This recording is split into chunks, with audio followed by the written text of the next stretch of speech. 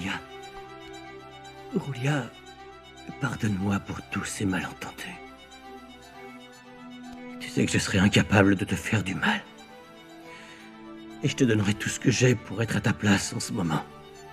Je sais que tout le monde ignore combien je t'aime, mais toi au moins tu le sais. Malgré tout, tu sais que tu as toujours été le grand amour de ma vie. Tu es l'amour de ma vie depuis la première fois que je t'ai vu. Et tous les jours, je me suis battu pour que tu m'aimes comme moi je t'aime. Parfois, je me suis résigné en sachant que ton cœur battait pour un autre. Je sais que tu penses à un autre. Et si je m'énerve, c'est pour ça. C'est frustrant pour moi. C'est frustrant de t'aimer autant et de ne pas l'être en retour. J'ai le sentiment que tu ne m'as jamais suffisamment aimé. Roulia, ma chérie, je t'en supplie. Ne me laisse pas seule. Tu dois te rétablir. C'était un terrible accident. Et tu sais parfaitement que je ne pourrai jamais te faire du mal. Mais David ne me croit pas. Tu dois te réveiller, s'il te plaît, pour que tu saches la vérité et que l'on soit ensemble pour toujours. Excusez-moi, monsieur. Veuillez sortir, s'il vous plaît.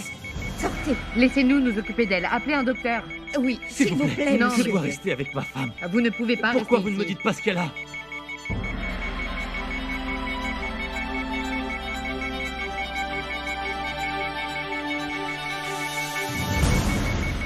Je n'avais jamais vu mon père comme ça. Il était vraiment bouleversé et il parlait à ma mère avec beaucoup d'amour. C'était comme si je voyais une autre personne. Il était différent. Je n'arrive pas à l'imaginer.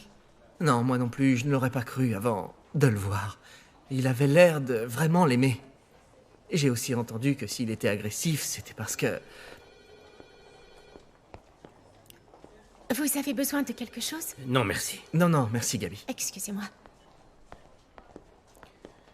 Je viens tout juste de voir ta mère. Papa, je sais. Je m'apprêtais à rentrer dans sa chambre. Et sans le vouloir, je t'ai entendu. Qu'est-ce que tu as entendu? Eh bien, j'ai écouté et j'ai pu me rendre compte de combien tu l'aimes, papa. Merci.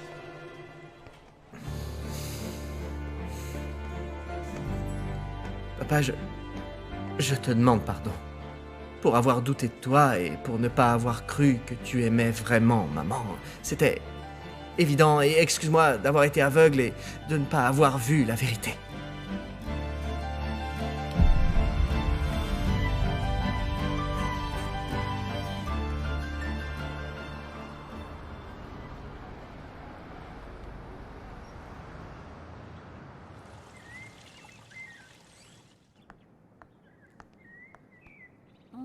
Bonjour, mon amour. Tu m'attendais pour le petit déjeuner? Non, je ne vais rien manger. Je dois partir tôt. Quand je suis rentrée hier, tu dormais profondément. Je n'ai pas voulu te réveiller, mais... Mon amour, je crois qu'il est temps que tu reviennes dans notre chambre. Ce n'est pas la peine que tu restes dans la chambre d'amis. Écoute, ne me mets pas la pression. Entre nous, les choses n'en sont pas encore là. Et tu ne vas pas me demander où j'étais hier soir ou comment ça s'est passé? Tu m'as dit que tu sortais avec des amis, non?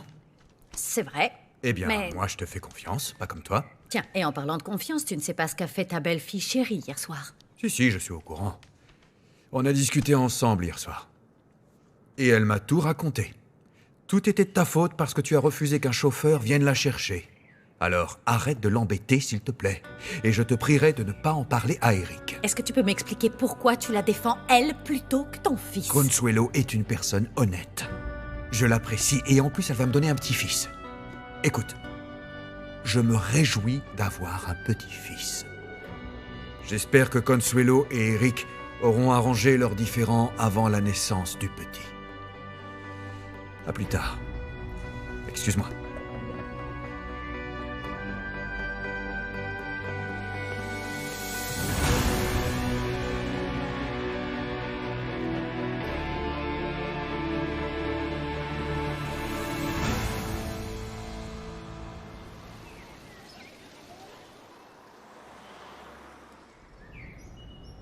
Nous voulons une augmentation de 70% de notre salaire, 2 jours de repos et des journées de travail de 6 heures pour tous les employés. Voyons, tout ça est impossible. Ce sont les conditions qu'on réclame pour continuer le travail. Ce que vous demandez est absurde.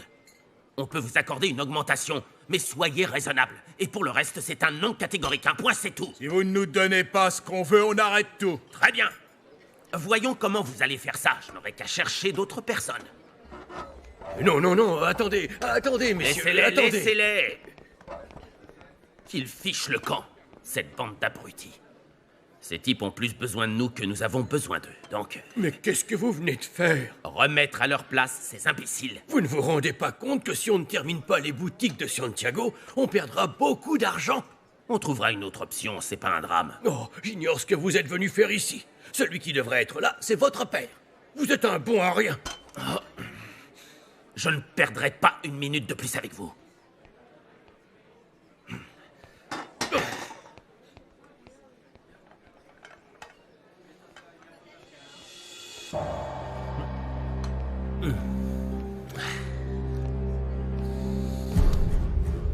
C'était parfait. Voilà comment on doit continuer à tourmenter les Monténégro. Et ça, ce n'était que le début, monsieur. Eric ne sait pas quand il sera de retour. Et il veut que je parte dans le sud-ouest avec lui. Oh! Il ferait mieux de tout laisser tomber et de revenir. Il ne peut pas. Son père l'a envoyé et lui a dit qu'il ne reviendrait pas tant que tout ne serait pas résolu. Comme un gentil petit garçon. Eric est la marionnette de son père. Ça me fait mal de le reconnaître. Mais Eric ne réagira jamais comme je l'espère. D'accord, mais selon toi, c'est celui que tu aimes. Enfin, c'est un fait. C'est celui que tu aimes. Eh bien, je vais devoir le sortir de mon cœur.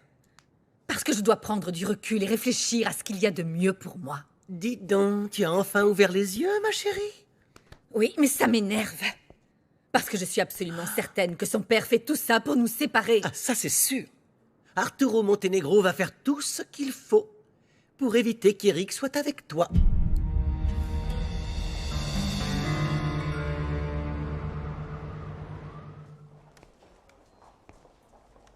Papa, rentre à la maison, prendre une douche, repose-toi, Gabi et moi, on reste un peu. Oui, préviens-moi s'il y a quoi que ce soit. Bien sûr.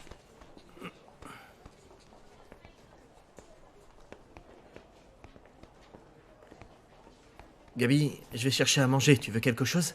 Oui, s'il te plaît. D'accord.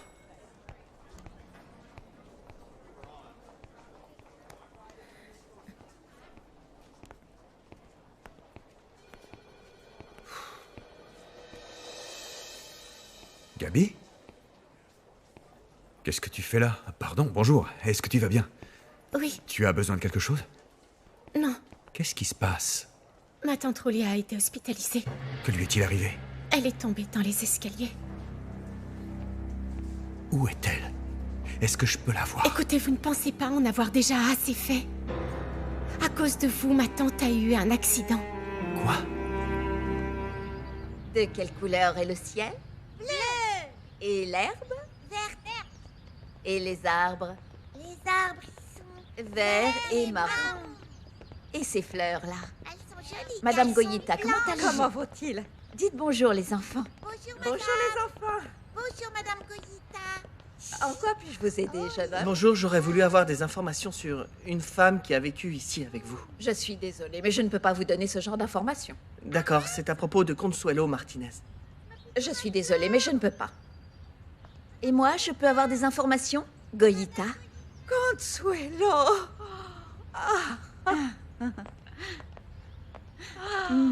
Oh, laisse-moi te regarder. Tu es magnifique. Merci, Goyita. Oh, j'ai tellement de souvenirs dans cet endroit. Oui, c'était il y a longtemps. Goyita, vous me connaissez depuis que je suis petite. S'il vous plaît, dites-moi qui est venu se renseigner sur mon passé.